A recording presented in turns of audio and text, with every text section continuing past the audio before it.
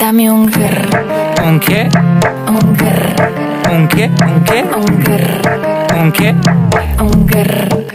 Hi guys! So, here's our ulam for today's video. Mag-iihaw tayo ng pusit. Kasi nakapag-adobo na kami nakaraan. So, ngayon, inihaw naman. I-marinate muna natin siya. Ayan, naglagay na tayo ng toyo. Konting sugar. Sugar yan, guys. Then, paminta. Yung mga sibuyas, kamatis na yan, ilalagay natin yan sa loob. Palaman natin yan. Then, kalamansi. Kaya tayo naglagay ng sugar kasi maglalagay tayo ng kalamansi. Para mabalance pa rin ang flavor. Konti lang naman, so hindi naman tatamis yung ating niluluto dyan. Tanggalin natin yung mga buto. Kasi, baka pumait yan mamaya. So, tanggalin natin. Pero kung ayaw nyo matanggal, edi wag na. So yan, mixing. Ako nang magkakamay kasi kami lang rin makakain ito. And kahuhugas ko lang rin naman ang kamay. Then lagyan natin ng konting oyster sauce. Yan, mga ganyan. Tansya-tansya na lang to. Tansyameter.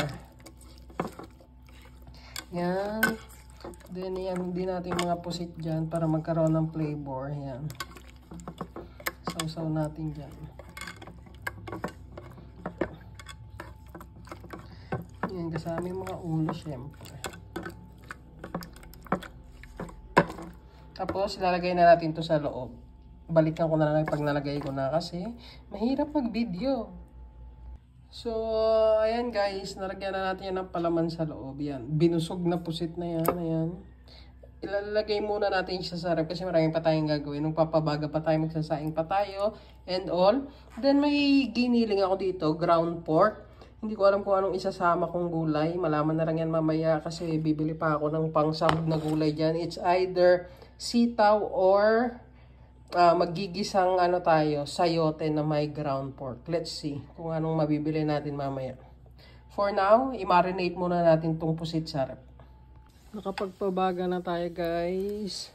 So it's time na para ilagay ang ating mga pusit.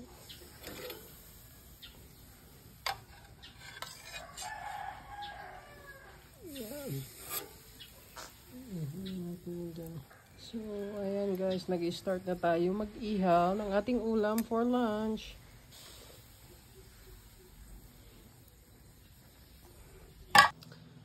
So guys, ito na lang ang igigisa natin, kalabasa. Kasi may nakita ko sarap na kalabasa. Kaysa bumili pa tayo at gumastos. Ito na lang kung ano nasa ref. Hahaluan lang natin yan ng malunggay. Eh, hindi pa ako nakakakuha ng malunggay doon sa may likod namin. Kaya yan lang muna. Yan na lang yung igigisa natin kasama ng ating ground pork. So, let's cook na. It's gisa time. Translucent na ang ating sibuyas at yung ating garlic ay maamoy na. Time to put a pork here. Gisa-gisa lang natin yung dyan hanggang mag-render siya ng kanyang fat. So, ayan na yung ating mga pusit, guys. Malapit nang maluto yung katawan, pero yung ulo, medyo matagal pa yan. Papatoasted din natin yung ulo. Yung katawan, hindi pwede ma-overcook kasi magiging gami. So, maya-maya lang hahanguin na natin yun. Dahil ganyan na ang itsura ng ating pork, nagre-render na siya ng kanyang sariling fat, maglagay tayo ng chicken cubes, konti lang. Pepper, marami, damihan natin pepper. Then, patis, konting patis.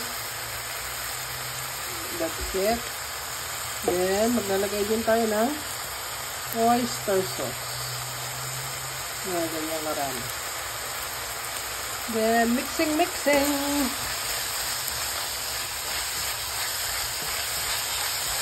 Time na para ilagay ang ating mga kalabasa.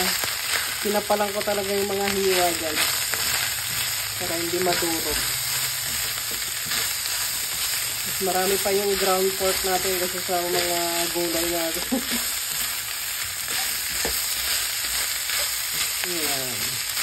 So, maglalagay tayo ng konting tubig para pantulong pampalambot din sa kalabasa. Originally, the plan is igisa lang siya with malunggay. Pero may nakita pa akong tirang gata sa rep. So, gataan na lang natin. Kaysa naman masayang, di ba? So, lagay na natin dyan. So, magiging ginataang malunggay at kalabasa na to with inihaw na pusit. Di ba? Parang mas yummy naman. So, wait lang. Sairin ko muna to guys. Kasi alam niyo naman tayo mga Pinoy, kailangan walang nasasayang. Nakakuha na ako ng malunggay sa likod bahay namin guys. Hihimayin ko muna to. Hindi ko na kayo isasama sa paghimay dahil abutin tayo ng siyam-siyam pag isasama ko pa kayo. So, later na lang pag ilalagay na to doon sa niluluto natin. It's time na guys para ilagay ang ating mga malunggay. Yan. Parang kakaunti pala yung nahati ko ah. Yung iba nilagay ko dito eh. Sa pakain ng dogs namin. Then, we mix. Tapos, papatayin na natin to guys. Kasi, luto na rin ito. Alam niyo naman, yung malunggay. Napakabilis lang yan maluto. Hindi na yan kailangan ng matagalang pakulo or what. Basta malubogin sa tubig. Ay, sa sarasan yan. Yung sa sabaw niyan, luto na yan. So, yan na guys. Luto na ang ating ginataang kalabasa na may malunggay. And here it is guys. Here's our lunch. Ginataang kalabasa with malunggay. Kain na na. Thank you for watching and see you on my next one.